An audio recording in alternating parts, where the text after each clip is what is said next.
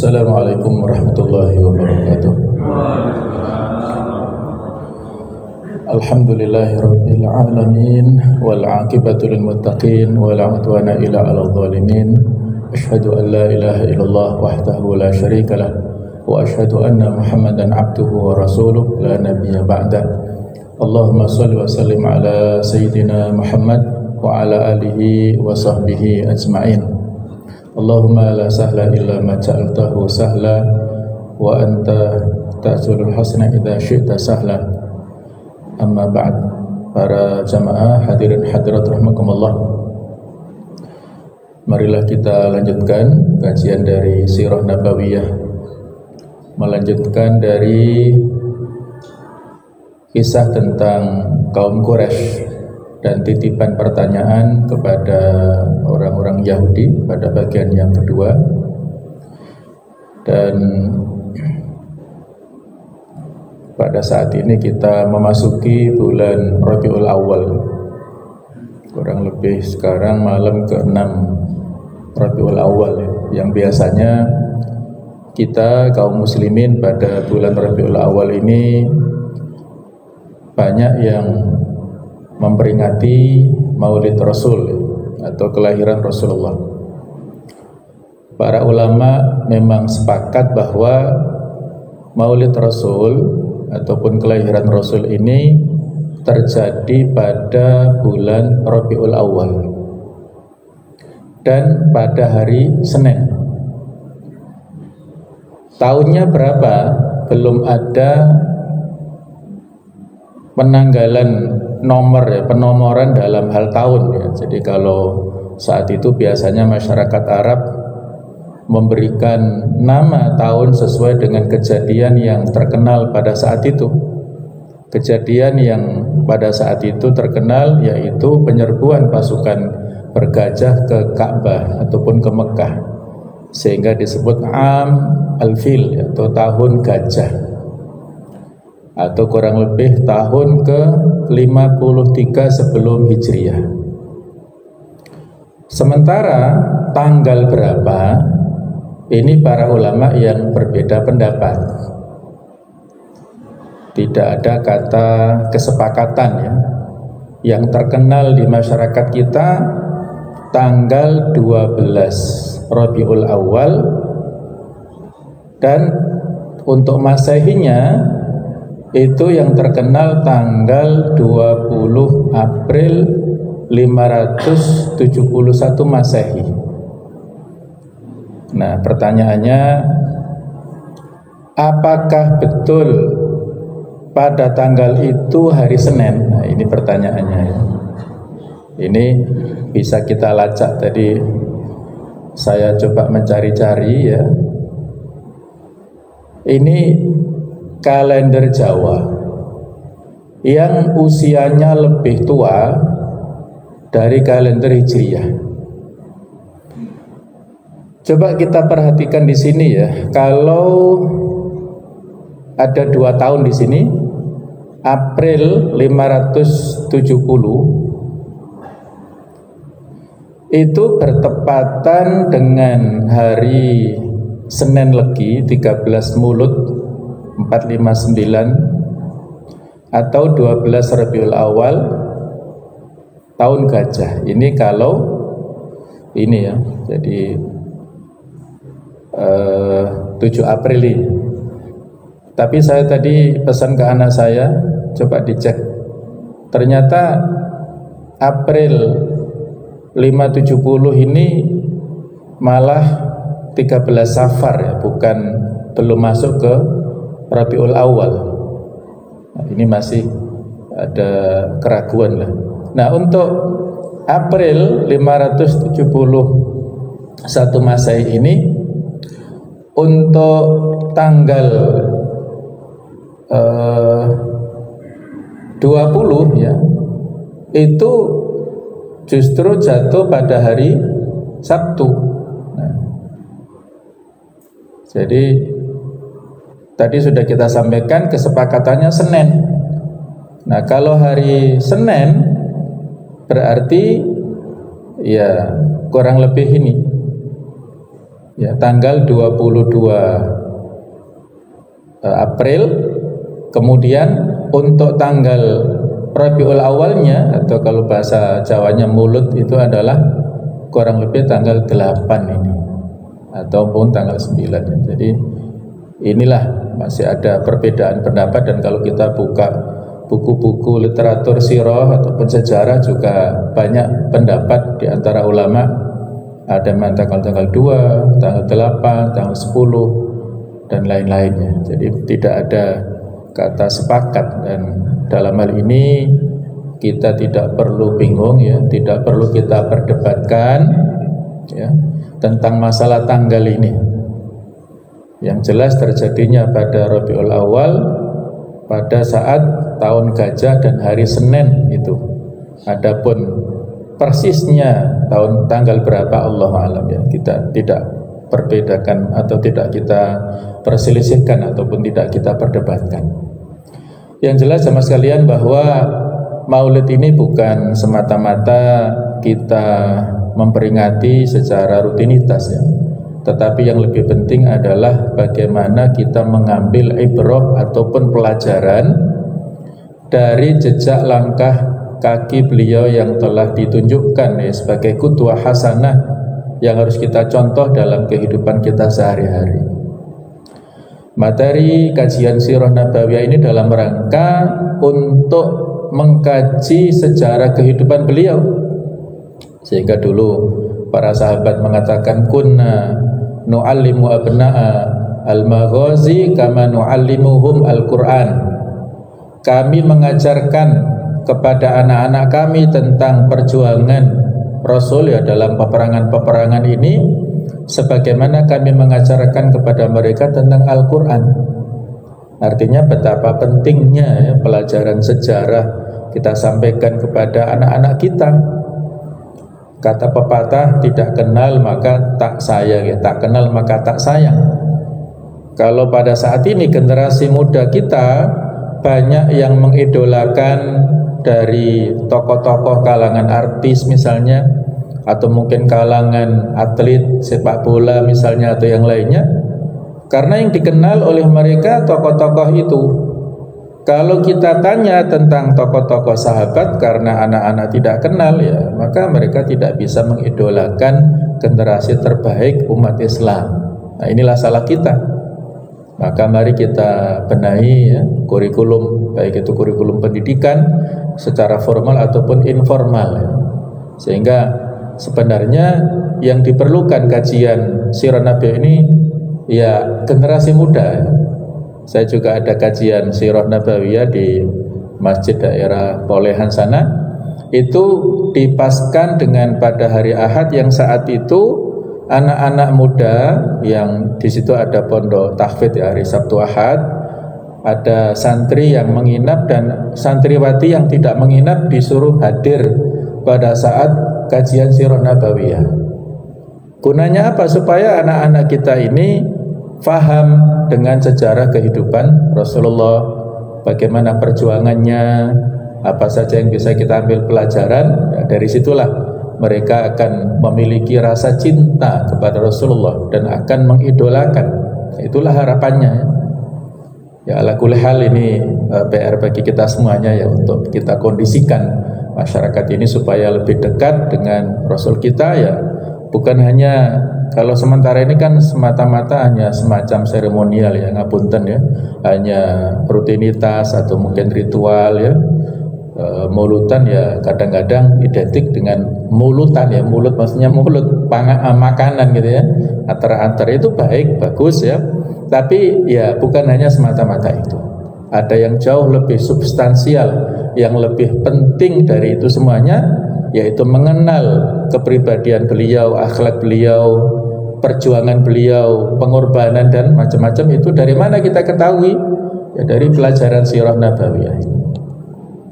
Baik jamaah sekalian, kita lanjutkan ya tentang pertanyaan yang dititipkan oleh orang-orang Quraisy kepada orang-orang Yahudi ya. Mereka mengutus 2 orang kepercayaan, diutus ke Yathrib saat itu, dan oleh para pendeta Yahudi diberikan 3 pertanyaan ya. Kata mereka, sampaikan kepada Muhammad tentang 3 pertanyaan. Kalau dia bisa menjawab berarti dia seorang rasul. Tapi kalau tidak bisa menjawab berarti dia seorang pembohong. Nah, sudah kita singgung ya 3 pertanyaan, yaitu tentang cerita para pemuda yang mengasingkan tertidur di gua selama 309 tahun. Kemudian kisah tentang penguasa yang memiliki kekuasaan dari timur ke barat yang luar biasa, yaitu Dzulqarnain. Kemudian yang ketiga adalah pertanyaan tentang ruh. Nah, sudah kita singgung ya, untuk pertanyaan 1-2 itu dijawab di Al-Kahfi, kemudian tentang ruh dijawab di Al-Isra. Nah, sudah kita kaji bahasanya saat mendapat pertanyaan itu Rasulullah memberikan janji ya, datanglah kalian besok, aku akan jawab pertanyaan kalian. Beliau lupa mengatakan kata-kata insya Allah. Maka saat itulah Allah memberikan ujian, menahan malaikat Jibril supaya tidak turun memberikan wahyu dulu sampai kurang lebih 15 hari, sampai beliau bingung, tidak bisa ngarang-ngarang sendiri ya, sebagai manusia tidak bisa berijtihad pribadi apa kisah-kisah yang ditanyakan ini. Menunggu datangnya malaikat Jibril ini sampai dibully oleh orang-orang Quraisy, dikatakan begini begitulah ya, jadi mendowngrade posisi beliau. Nah, akhirnya malaikat Jibril turun dengan membawa menceritakan tentang surah Al-Kahfi ini. Surah Al-Kahfi ini banyak kisah yang bisa kita ambil pelajaran ya. Kalau ayat pertama sampai 31 ini kisah tentang Ashabul Kahfi, para pemuda yang menginap tidur selama 309 tahun di gua. Nah, sudah kita ceritakan posisinya kurang lebih di Yordania.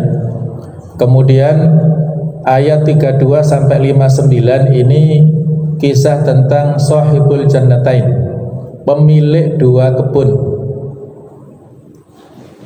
Kemudian ayat 60 sampai 82 kisah tentang Nabi Musa dan Nabi Khidir. Kemudian ayat 83 sampai selesai tentang Dzulqarnain serta Ya'juj dan Ma'juj. Nah, hadirin rahimakumullah, tentang kisah pemilik 2 kebun atau Shahibul Jannatain. Ini ada perbedaan di kalangan ulama ya. Apakah 2 orang ini saudara ataukah teman? Itu ada perbedaan pendapat. Bagi yang mengatakan 2 orang ini saudara, maka pada awalnya 2 orang saudara ini mendapatkan warisan dari orang tuanya. Yang satu menginfakkan fisabilillah, terus diinfakkan sampai warisannya itu habis. Yang satu dialokasikan, diinvestasikan untuk membeli properti ini, membeli kebun. Dia seorang petani yang ya sukses pada masanya. Nah, ternyata pada suatu saat orang pertama ini yang menginfakkan fisabilillah mendatangi saudaranya ini dan mengatakan dia butuh untuk sesuatu lah ya, sesuatu kepentingan umum ya, bukan untuk kepentingan pribadi. Nah, rupanya saudaranya ini ya orang yang bakhil, tidak memberi apa yang diminta oleh saudaranya itu. Bahkan pada saat itu dia membangga-banggakan ya. Jadi dia menyombongkan diri ya pada temannya atau pada saudaranya yang beriman itu. Ia menyangka kebunnya tidak akan binasa. Ia menyangka hari kiamat tidak akan terjadi, dan ia menyangka harta dan keadaannya yang baik adalah jaminan kebahagiaan yang abadi. Akhirnya apa? Hartanya dibinasakan oleh Allah Ta'ala, terbakar habis. Maka ia menyesal. Maka pelajaran yang bisa kita ambil, inilah ujian dalam hal harta dan duniawi. Fitnatul amwal, cobaan berupa harta Kadang-kadang orang itu tidak bisa bersyukur pada saat menerima ujian berupa kenikmatan. Kalau dia ujian berupa kemelaratan ataupun kemiskinan, tidak sedikit orang-orang yang bisa bersabar. Dengan miskinnya dia semakin khusyuk sholatnya, semakin panjang doanya, menangis di hadapan Allah karena ingin selesai daripada kemiskinan. Tetapi tidak sedikit orang-orang yang tidak bisa memiliki kesabaran atau memiliki rasa syukur ya pada saat dia diberikan ujian berupa kenikmatan. Ini pelajaran ya bagi kita. Dan juga di antara sisi yang lain, dia lupa ya pada saat masuk kebunnya itu lupa mengatakan Masya Allah la quwata illa billah. Sehingga apa? Ada semacam penyakit ain. Nah, penyakit ain itu adalah penyakit dari pandangan mata. Bisa karena hasad, bisa karena takjub. Jadi tidak mesti dari unsur yang negatif ya. Penyakit ain ini bisa dari rasa ketakjuban. Sebagaimana kisah dua orang sahabat ya saat itu yang sedang mandi di pemandian umum ya. Kemudian salah seorang dari sahabat ini membuka bajunya ya. Kita nggak perlu membayangkan macam-macam ya, mungkin masih tertutup lah auratnya, tapi yang terbuka itu tidak ada bekas luka sama sekali, jadi mulus. Kemudian sahabat temannya ini memuji kepada kawannya tentang tubuh yang mulus tersebut. Akhirnya yang dipuji ini pingsan.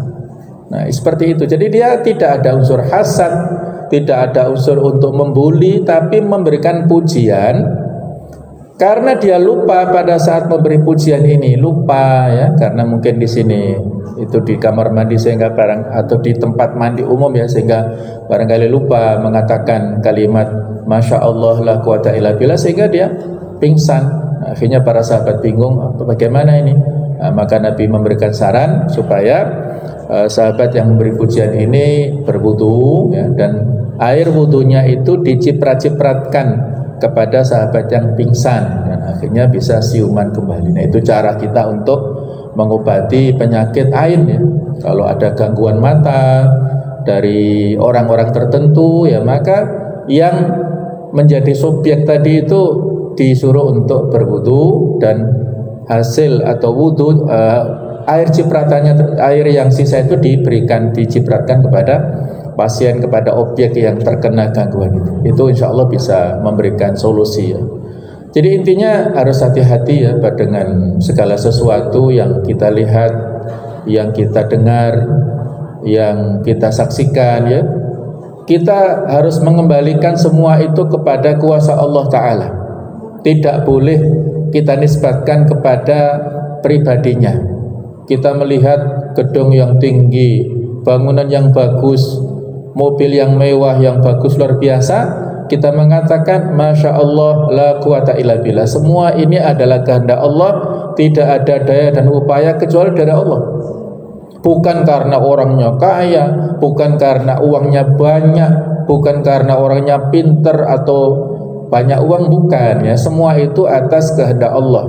Nah, maka aman ya, semuanya aman. Tapi kalau ada unsur-unsur ketakjuban yang berlebihan, maka itu akan bisa membuat sakit tadi ya, ada sesuatu yang fatal tadi. Nah, ini kisah tentang Shahibul Jannatain. Kemudian jamaah sekalian, berikutnya tentang kisah Nabi Musa alaihissalam yang dulu barangkali pernah kita singgung ya. Bagaimana saat itu Nabi Musa ketika ditanya siapa yang paling alim di dunia saat itu, maka ya namanya Nabi Musa seorang manusia juga ya, keperucut spontan Nabi Musa menjawab bahwa beliaulah orang yang paling alim. Nah, maka Allah menegur ya, memberikan teguran dan menyebut ada seorang pribadi yang lebih alim dari Nabi Musa dalam beberapa hal ya, tidak semuanya. Jadi antara Nabi Musa dan abdun soleh, hamba yang soleh, yang menurut ahli tafsir ini adalah Nabi Khidir. Ini kelebihan-kelebihan yang dimiliki Nabi Khidir tidak semuanya. Nabi Musa punya kelebihan, Nabi Khidir juga punya kelebihan. Jadi bukan berarti Nabi Musa derajatnya lebih rendah daripada Nabi Khidir, bukan ya. Artinya apa? Di sini Allah Ta'ala berkenan untuk memberikan ujian, cobaan kepada Nabi Musa. Ada seorang yang lebih alim darimu, maka Nabi Musa pergi mencari orang yang dimaksud dan menuntut ilmu darinya. Kemudian diajukan beberapa syarat kepada Nabi Musa ya, supaya tidak banyak komplain, tidak banyak protes. Nah, rupanya inilah yang terjadi di perjalanan ya. Nabi Musa melihat hal-hal yang ganjil pada saat Nabi Khidir ini berjalan ya, kemudian melewati sebuah sungai dan diseberangkan dengan Nabi Musa. Ketika sampai di sana perahu-perahu dibocori sehingga tenggelam ya. Kemudian saat yang berikutnya ketika bertemu dengan anak-anak kecil ya, ada satu anak yang dibunuh ya tanpa salah. Kemudian ada lagi bangunan yang roboh kemudian ditinggikan, padahal masyarakatnya saat itu orang-orang yang bakhil, yang pelit, tidak memberikan tempat menginap kepada mereka. Ini hal-hal yang membuat Nabi Musa bertanya-tanya, dan disitulah ada ujian ya, ujian ilmu dan ujian kesabaran ya. Ujian dalam ilmu pengetahuan ya. Jadi pada akhirnya pun Nabi Khidir memberikan jawaban-jawabannya. Tentang siapakah Nabi Khidir ini, para ulama berbeda pendapat ya. Ibnu Hajar menceritakan ya, ini seperti ini saya kutip ya, beberapa pendapat ya, yang mana ya semuanya kita tampung sebagai wacana, tidak ada yang mentarjih ataupun kira-kira mana yang paling rajih di antara pendapat itu, Allahu a'lam. Apakah Nabi Khidir saat ini masih hidup? Allahu a'lam. Kita tidak bisa memastikan ya, itu semuanya qila wa qala, artinya rumor-rumor saja, tidak ada sesuatu yang bisa kita jadikan sebagai sebuah sumber yang valid ya, tentang masalah itu ya, tentang cerita ini cerita itu, Allahu a'lam ya. Ya sebagai wacana saja, tidak perlu kita pastikan tentang kebenarannya.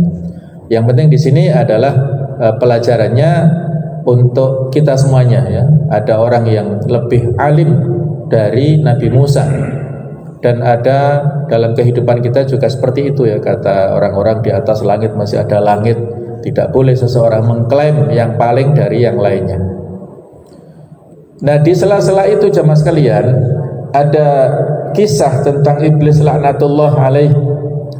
Lebih kurang di tengah-tengah surat Al-Kahfi itu, di antara kisah tentang Ashabul Kahfi serta pemilik kebun, dan juga kisah Nabi Musa serta Dzulqarnain, itu terdapat kisah tentang iblis yang mana ini adalah menjadi sumber fitnah, sumber cobaan. Ini bisa kita baca di Al-Kahfi ayat ke-50 ya. Bagaimana Allah Ta'ala pada saat itu mengingatkan kepada kita semuanya tentang pembangkangan iblis yang pada saat itu diperintahkan untuk sujud kepada Nabi Adam, tidak mau ya. Yang mau adalah para malaikat. Para malaikat mau sujud, tetapi iblis tidak mau. Nah, kemudian ditegaskan di sini, illa iblis, kecuali iblis, kana minal jinni. Ini juga menjadi dalil ya. Iblis itu termasuk dari golongan jin. Fafasaqa an amri rabbi. Dia tidak tunduk, dia tidak taat, atau dia mendurhakai kepada perintah Allah Subhanahu wa taala.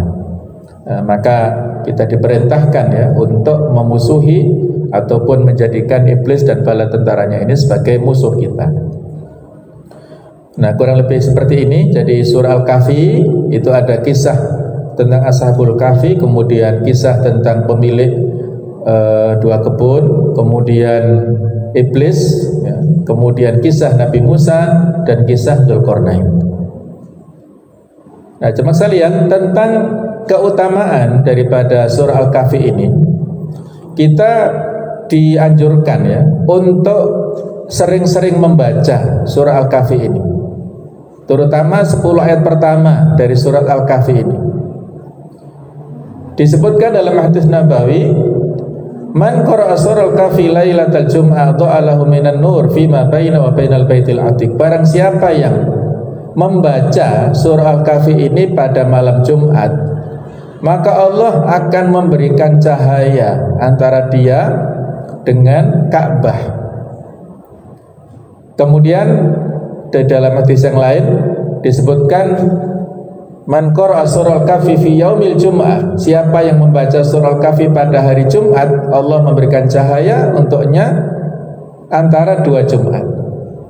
Kemudian disebutkan dalam hadis yang lain, man qara'a surah Al-Kahfi fi yaumil jum'ah sata'a lahu nurun min tahti qadamihi, siapa yang membaca surah Al-Kahfi ini pada hari Jumat, maka akan memancar cahaya dari bawah kakinya sampai ke langit, ila anani sama, yudhi'u lahu yaumal qiyamah, akan bersinar pada hari kiamat, wa ghufira lahu ma bainal jum'atain, dan diberikan ampunan antara 2 Jumat.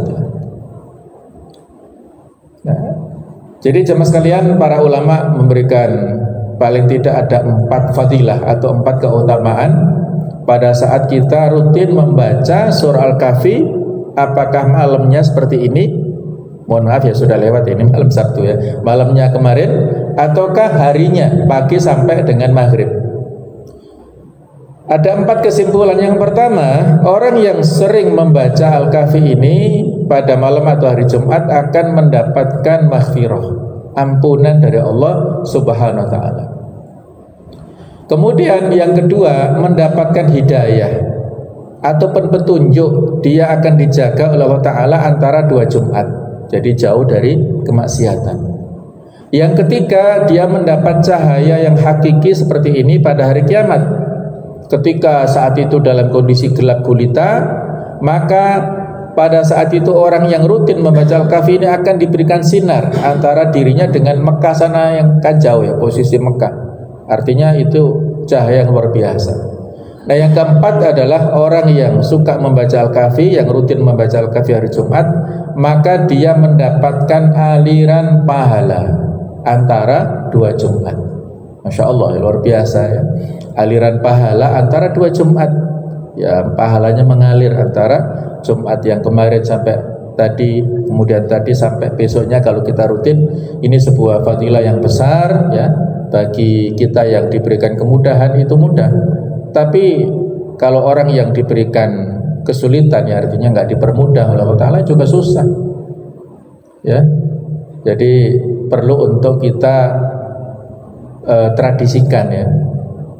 Kalau ngapunten ya, kami di keluarga itu ada grup WA ya, panjenengan juga bisa. Walaupun sudah tua-tua kan sudah tersebar luas ya, barangkali anak-anak panjenengan di lintas kota ini WA saya kira sarana efektif ya untuk dibuat grup.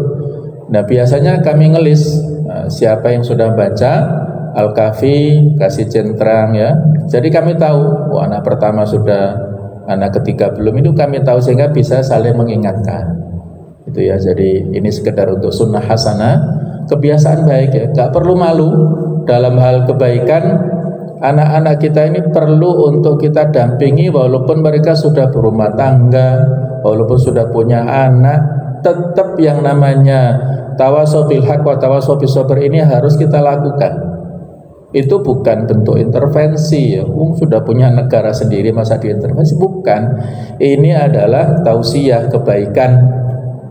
Rasulullah pada saat dulu, walaupun Fatimah sudah menikah dengan Ali, pada saat itu Nabi pada saat Qiyamul Lail membangunkan, mengetuk pintunya Fatimah dan Ali, dibangunkan sholat malam.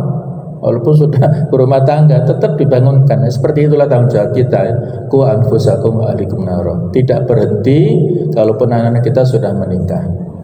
Baik ya, berikutnya tentang 10 ayat pertama dari surah Al-Kahfi ini disebutkan dari hadis Abu Darda, Nabi sallallahu alaihi wasallam bersabda, "Man hafidha 10 ayatin min suratil Kahfi usima minad dajjal." Siapa yang menghafal 10 ayat pertama dari surah Al-Kahfi, niscaya dia terlindungi dari fitnah cobaan Dajjal. Kemudian dalam riwayat yang lain disebutkan, barang siapa yang menghafal 10 ayat terakhir di surah Al-Kahfi, jadi antara 10 ayat pertama ataukah 10 ayat terakhir ini. Kemudian man qara'a, dalam hadis yang lain kalau tadi menghafal ya, kalau ini lebih mudah, lebih ringan. Man qara'a 10 ayatin minal kahfi lam yakhaf ad-dajjal. Siapa yang membaca 10 ayat terakhir di 10 ayat ya dari surah Al-Kahfi, enggak disebutkan di sini apakah yang pertama atau yang terakhir, maka disebutkan lam yakhaf ad-dajjal, dia tidak takut kepada Dajjal. Dajjal ini fitnah akhir zaman ya, yang mana dijelaskan dalam hadis yang lain, barang siapa yang membaca surah Al-Kahfi kama unzilat, sebagaimana turunnya, kanat lahu nuran yaumal qiyamah, dia akan mendapatkan cahaya pada hari kiamat, min maqamihi, dari tempat berdirinya, ila Makkah, sampai ke Mekah sana, sampai Ka'bah. Wa man qara'a 10 ayatin min akhiriha, barang siapa yang membaca 10 ayat terakhir, tsumma kharaja dajjal lam yusallit alaih, pada saat nantinya Dajjal keluar, tidak akan mampu menguasai orang ini, dia tidak akan tertipu daya oleh Dajjal. Kemudian waman qara'a waman tawaddu'a tsumma qala, siapa yang berwudu. Jadi ini hadis ya, sebagai tambahan informasi. Biasanya kalau selama ini kita sehabis wudu, kita membaca 2 kalimat syahadat, kemudian kita tambah Allah menja'alni minat tawabin wa ja'alni minal mutatahhirin. Ternyata doa yang biasa kita baca di akhir majelis itu juga bisa untuk kita baca di akhir wudu atau setelah selesai wudu. Siapa yang membaca doa subhanakallahumma wa bihamdik la ilaha illa anta astaghfiruka wa atubu ilaik, maka kataba fi rakin thumma tubi'a bi taba'in falam yuksar ila yaumil qiyamah. Barang siapa yang membaca, yang ada kemiripan, ada sedikit beda tapi ada mirip lah ya dengan doa setelah majelis, maka orang ini akan dituliskan untuknya sebuah fadilah ya. Jadi orang ini akan mendapatkan, tertulis untuknya, akan ditulis pada lembaran putih ya, yang bersih, kemudian dicetak dengan alat cetak yang tidak akan robek sampai hari kiamat. Artinya orang ini akan mendapatkan catatan kebaikannya. Semua kita pasti mengharapkan catatan kebaikan dan diterima dengan tangan kanan. Nah, orang itulah ya, bagaimana caranya? Yaitu dengan membaca doa ini setelah selesai berwudu ya. Hadirin rahimakumullah, inilah ya surah Al-Kahfi yang di dalamnya disebutkan tadi fadilah ya. Orang yang membacanya, terutama 10 ayat pertama ataupun juga 10 ayat terakhir di sini, maka dia akan mendapatkan proteksi dari Allah Subhanahu wa taala, mendapatkan perlindungan dari Allah taala dari fitnatud dajjal. Yang ini sering kita doakan ya pada saat tasyahud. Di antara perlindungan yang kita minta pada Allah taala, wa min fitnatil masihid dajjal ya. Mungkin pernah saya jelaskan sifat al-masih untuk Isa, Nabi Isa, dan sifat al-masih untuk Dajjal. Sama-sama al-masihnya tapi memiliki makna yang berbeda. Kalau al-masih untuk Nabi Isa itu bermakna yamsahu fil ardi, Nabi Isa suka berkelana di muka bumi. Kemudian Nabi Isa ini dengan tangannya dia yamsahu, mengusap kulit orang yang sakit. Orang yang sakit lepra, sakit kulit menjadi bersih. Orang yang buta matanya menjadi sembuh, bisa melihat dengan izin Allah. Ini mukjizat Nabi Isa ya alaihissalam. Nah kemudian untuk al-masih, sifat untuk Dajjal itu gimana? Al-mamsuh, artinya matanya tertutup satu, matanya dua tapi satunya tertutup. Nah, kemudian di atas ini tertulis, di baduknya itu, di keningnya tertulis kafaro. Semua orang muslim bisa membacanya. Nah itulah. Nah ini kalau keterangan dari Ustaz Zulkifli yang beliau pakar dalam bidang asyratus sa'ah, ya, tanda-tanda akhir zaman, ya, bahwasanya pada saat mau datangnya kiamat ada alamatus sa'as al-kubra, tanda-tanda kiamat yang besar. Nomor pertama, bumi gelap gulita selama 40 hari 40 malam. Yang kedua, munculnya Dajjal. Sekitar 2/3 manusia di dunia akan menjadi pengikut Dajjal. Dan sebenarnya tidak lama, mungkin sekitar 40 harian. Jadi tidak lama, tapi luar biasa.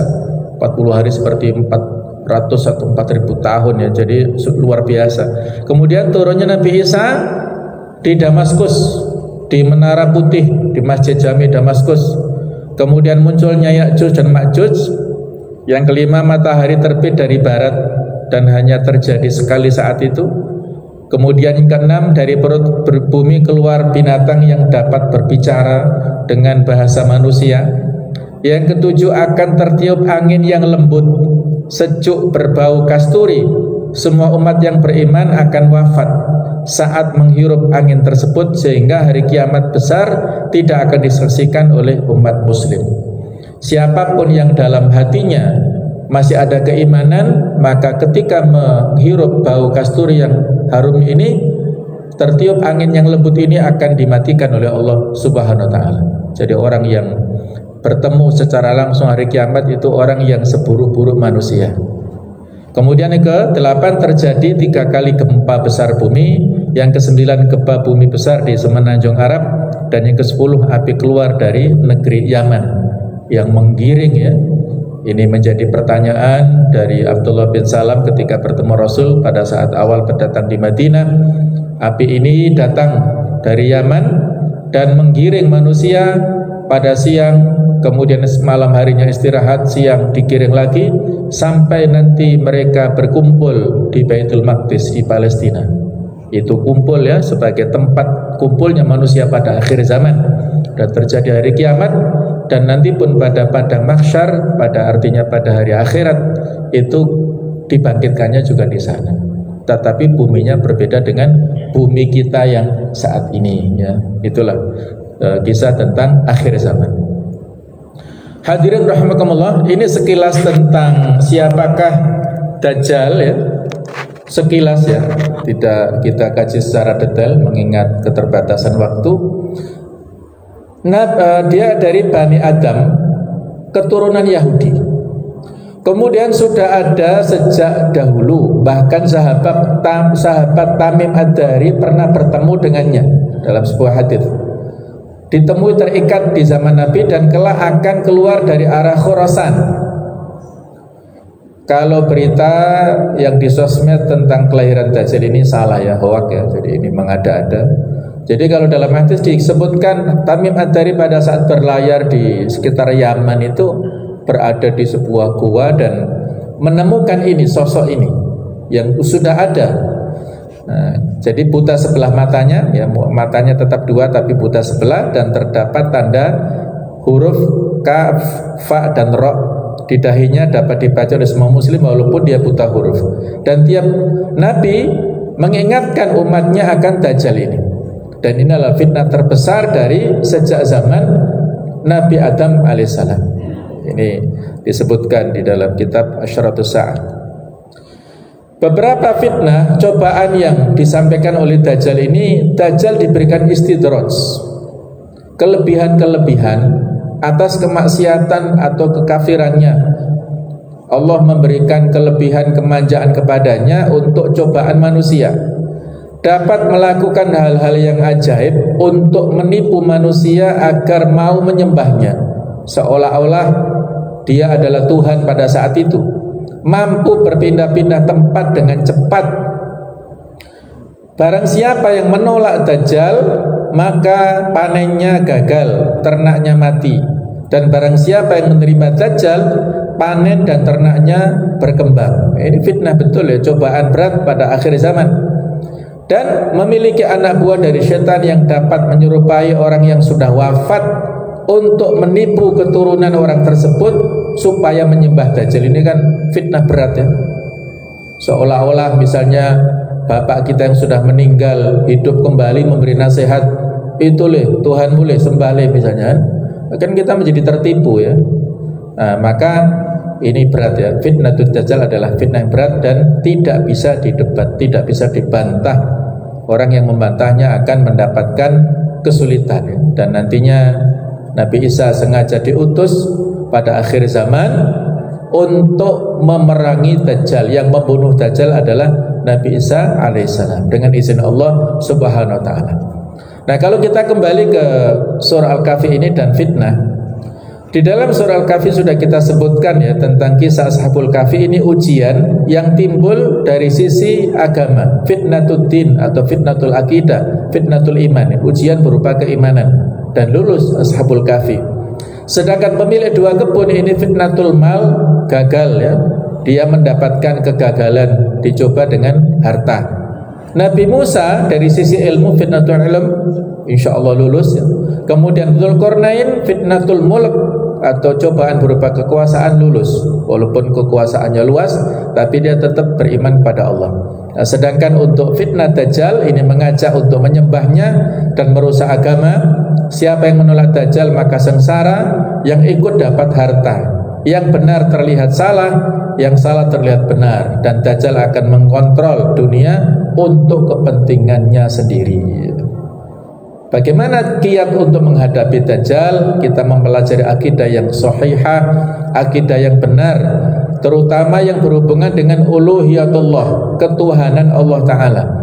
Karena walau Dajjal punya sifat-sifat yang ajaib, dia tetap makhluk Allah yang tidak berhak disembah. Bahkan sifat ajaib Dajjal pun terjadi hanya atas izin dari Allah. Kemudian juga mempelajari asma dan sifat Allah, karena Dajjal seorang yang matanya cacat dan bisa dilihat di dunia, sedangkan Allah maha sempurna. Ia ya maha sempurna dari sifat cacat serta kekurangan, dan Allah hanya bisa dilihat nanti di akhirat. Rasulullah bersabda, ala innahu a'war wa inna rabbakum laisa bi a'war. Ketahuilah bahwa Dajjal juling sebelah matanya, sedangkan Allah tidaklah juling sebelah matanya. Jadi Allah nanti bisa kita lihat di surga saja, adapun di dunia tidak bisa kita lihat.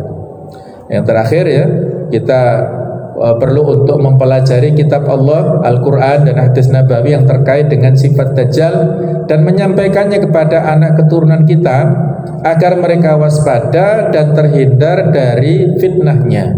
Kemudian kita meminta perlindungan kepada Allah Ta'ala dari fitnah Dajjal seperti doa yang diajarkan Rasulullah di penghujung sholat sebelum salam.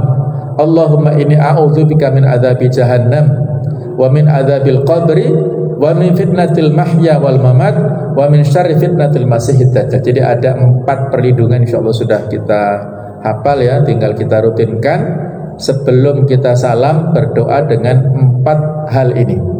Kemudian kita menghafal permulaan surah Al-Kahfi. Juga kita konsisten di atas manhaj salaf yang hak. Nabi bersabda, la tazalu ta'ifatun min ummati yuqatiluna 'alal haqq dhahirina 'ala manna wa na'ahum hatta yuqatila akhiruhum al-masih ad-dajjal. Senantiasa ada sekelompok dari umatku yang mereka berperang di atas jalan yang hak, menang atas orang-orang yang memusuhi mereka sampai kelompok terakhir dari mereka memerangi Dajjal. Ini hadis yang sahih. Demikianlah sama sekalian dari kelanjutan kisah tentang pertanyaan orang-orang Quraisy lewat orang Yahudi kepada Rasulullah, dan di dalamnya ada penjelasan ya, tadabbur surah Al-Kahfi. Semoga bisa memberikan wacana ilmu yang bermanfaat untuk kita semuanya, dan mudah-mudahan Allah Ta'ala menetapkan kita semuanya di jalan kebenaran, istiqomah sampai akhir zaman, kita wafat dalam keadaan husnul khotimah. Amin ya rabbal alamin. Barakallahu fikum. Wassalamualaikum warahmatullahi wabarakatuh.